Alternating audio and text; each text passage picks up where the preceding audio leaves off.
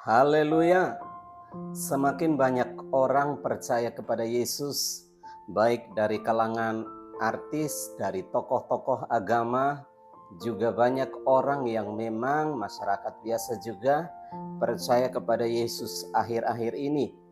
Ya, sama juga seperti ketiga murtadin ini, mereka bertemu, berkumpul dan menceritakan masa di mana mereka memutuskan untuk ikut Yesus dengan pengalaman yang berbeda-beda. Ya, ada juga yang diusir dan mengalami tekanan seperti Dewi Ria. Ya, seperti apa kesaksian ketiga hamba Tuhan ini yang luar biasa? Silakan simak video berikut ini. Jadi dua-dua ini ada darah Timur Tengah ya? Oke, baik. Jadi saya akan memberikan kesempatan kepada dua perempuan hebat ini untuk ya bicara singkat saja bagaimana bisa mengenal Isa Al-Masih. Ya tentu dari penyanyi dangdut dulu nih ya. Terima kasih Pak Rusli. Shalom semuanya. Saya ucapkan shalom juga yang ada di rumah. Tadi sudah diperkenalkan Pak Rusli, nama saya Dewi Ria. Saya dari kecil dibesarkan oleh keluarga besar saya di pesantren Raudhatul Banat. Dari TK, SD, sampai SMP saya sekolah di Yayasan Pendidikan Ma'arif Surabaya. Kakek saya Arab, nenek saya India. Aja. Berarti nggak bisa lihat pohon ya? Nggak bisa, pasti joget. Bapak bisa aja. Iya. Jadi saya berjumpa dengan Tuhan waktu tahun 95. Waktu itu saya berkenalan dengan suami saya, namanya Paul Jeremia. Beliau anak gembala GPDI Watampone. Biar gini-gini saya mantu pendeta Pak. Haleluya, alhamdulillah. Jadi saya berjumpa dengan Tuhan di mobil Pak waktu itu, karena waktu itu mau disidang di masjid, salah satu masjid di Surabaya. Iya, terus? Saya berjumpa dengan Tuhan Yesus di dalam mobil, saya berdoa waktu itu. Saya katakan, saya masih gengsi sebut Tuhan Yesus. Jadi karena namanya suami saya namanya Paul, waktu itu masih pacaran, saya bilang, oh Tuhannya Paul, katanya engkau berkuasa, katanya engkau ajaib, tolong saya Tuhan. Saya udah nggak sanggup lagi disiksa sama mama saya. Nah di situ saya melihat cahaya sinar yang luar biasa. Saya melihat sesosok yang memakai jubah putih, pakai mahkota, lalu ada suara, jangan takut anakku, aku menyertai kamu kemanapun kamu pergi. Ya, stop aja dulu di situ. Ya. Sekarang nih di samping kiri saya nih yang membacakan tilawatil Injil tadi. Ya, kok bisa baca tilawatil Injil? Bisa lah Pastor. Bisa ya? Ya sedikit kesaksian karena kakek saya memang lahir besar dan memang asli Yaman dan lahir besar di Makkah Al-Mukarramah. Dia pindah ke Indonesia ketika bapak saya usia 14 tahun. Jadi bapak saya juga lahir di sana. Ya. Jadi saya manggilnya Enjit. Ya. Kalau bahasa sana kan Enjit. Apa ya? Dia bahasa Indonesianya sepatah dua patah kata, jadi bahasa Indonesianya kurang baik. Jadi dari kecil saya memang dialog dengan Njit gitu ya, itu bahasa Arab, tapi nyampur-nyampur. Ketika saya kenal Tuhan, saya kan dari belajar, karena dulu saya sempat kuliah di UIN, YIN, 2 fakultas, satu fakultas Usuluddin, perbandingan agama, kemudian yang satu lagi Fakultas Adab jurusan Sastra Arab. Wow. Gak sampai selesai tapi Pastor. Ya. Nah setelah saya belajar, kenallah saya sama Tuhan Yesus. Setelah itu saya tinggalkan bahasa lama saya. Oh. Jadi banyak yang lupa tapi puji Tuhan masih ingat-ingat dan saya harus itu lagi. Oke. Jadi kita dulu kan hanya tahu tentang Isa Al-Masih. Ya. Tapi kita tidak mengenal dia secara pribadi. Betul. Iya kan? Nah kalau dulu seperti apa, sebatas apa mengenal Isa itu? Kalau dulu taunya Nabi Isa itu satu-satunya nabi yang bisa menghidupkan burung juga ya kan, bisa membuat burung, menghidupkan orang mati, menyembuhkan orang sakit itu. Taunya itu aja. Tapi hanya sebatas nabi. Iya, nabi Nabi rasul aja, ya. gitu ya. Oke. Bagaimana Ibu Fadila? Ya hampir sama lah Pastor. Sama ya, Pasti ngertinya itu Nabi ke-24 sebelum Ya, Muhammad. jadi kita rata-rata mengenal itu dari kitab suci kita yang lama ya. Dan kita diajarkan untuk percaya kepada Nabi dan Rasul, ya kan? Itu ada dalam rukun iman kan? Ya. Jadi kita hanya sekedar tahu, tetapi kita tidak mengenal. Nah, tadi sudah dikisahkan tadi oleh Ibu Dewi bahwa pertemuannya itu di mobil. Itu dahsyat ya. Iya, luar biasa. Nah, waktu doa itu kan tadi saya stop ya. Itu lanjutannya bagaimana itu? Itu Tuhan bilang gini, jangan takut anakku, aku menyertai kamu kemanapun kamu pergi. Nah, terus? Lalu saya bilang, saya pikir itu hantu gitu ya. Kok ujuk-ujuk nongol gitu ya. Memang Tuhan dan hantu beda tipis. Iya kan? Jadi saya tanya, kamu siapa? Dia katakan, akulah Yesus Kristus Tuhan, akulah Isa Al-Masih, Tuhannya semua umat manusia, dan aku akan datang untuk kedua kalinya untuk menghakimi umat manusia. Jangan takut anakku, aku menyertai kamu kemanapun kamu pergi. Wow. Lalu saya katakan, amin. Di situ saya hakul yakin bahwa Tuhannya orang Kristen, Tuhan yang kita sembah adalah Tuhan yang hidup. Nah, proses pengenalan itu berapa lama sampai tiba pada titik keputusan untuk menerima dia? 3 bulan. Oh, 3 bulan, sangat singkat ya. Iya. Nah, kalau Ibu ini ada suara kah atau ada penampakan? Oh, cuman belajar. Berapa lama belajar? Waduh, malu saya.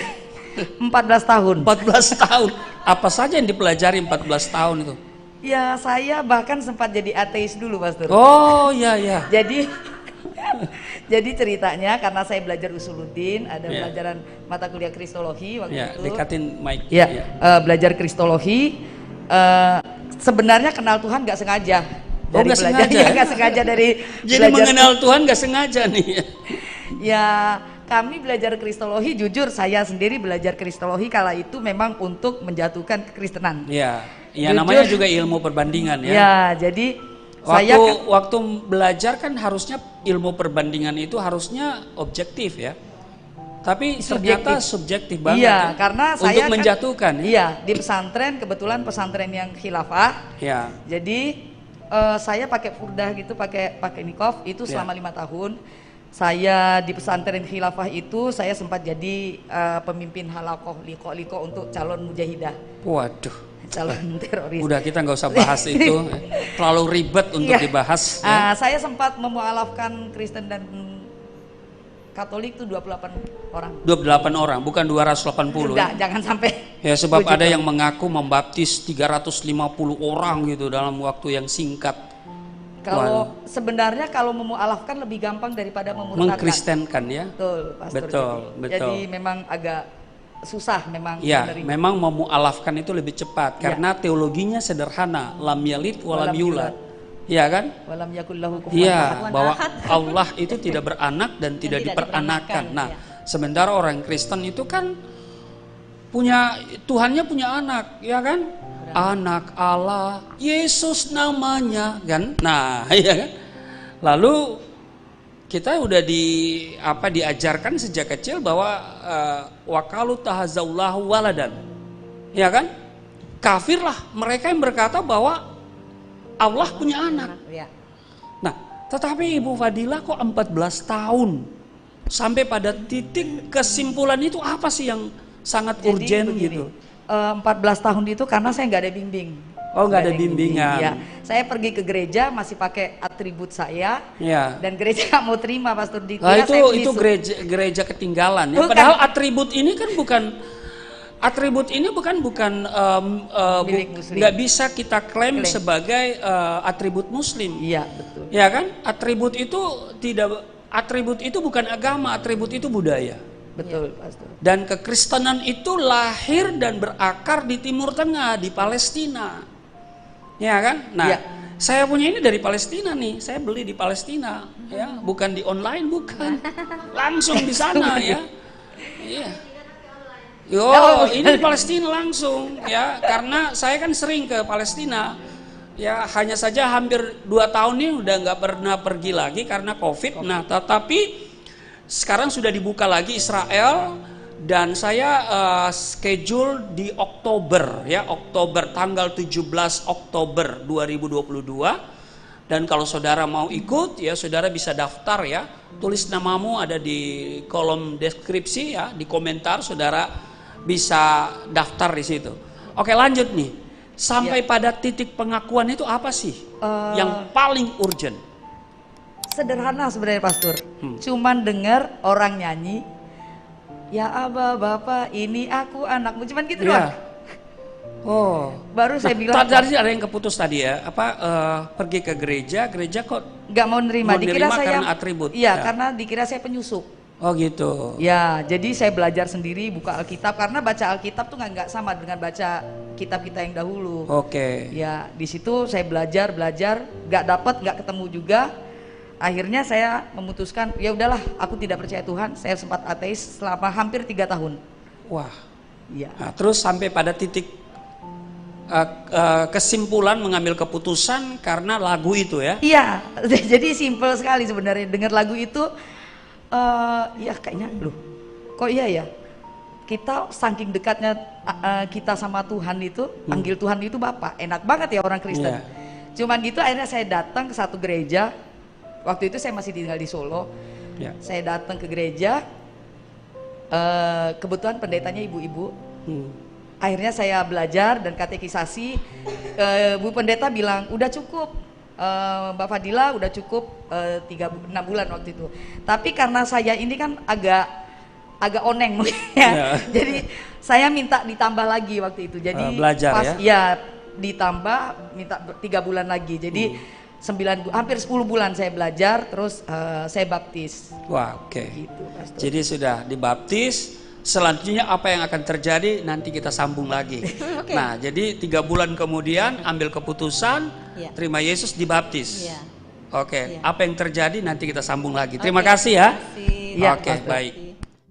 Bismillahirrahmanirrahim. Wa ruhul qudus alilahu wahid al-majdu lil abi wal ibnu wa ruhul qudus alan wa kullu awani wa ila dahad duhur. Mata 16 في آية 13 إلى 19 كذلك كلمة الله. ولما جاء يسوع إلى نواحي قيصرية في لبس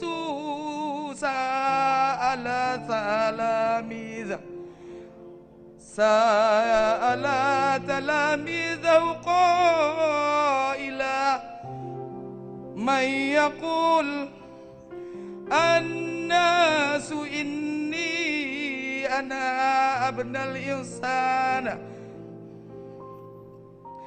فقالوا قوم يوحنا المعمدان وآخرون إيليا وآخرون إزميا أو واحد من الأنبياء قال لهم وأنتم من تقولون إني أنا فأجاب سمعان بطرس وقال أنت هو المسيح ابن الله الحي فأجاب يسوع وقال له طوبى لك يا سمعان بن يونا إن لحما ودما لم يغلل لك لكن أبي الذي في السماوات وأنا أقول لك أيضا أنت بطرس وعلى هذه الشخرة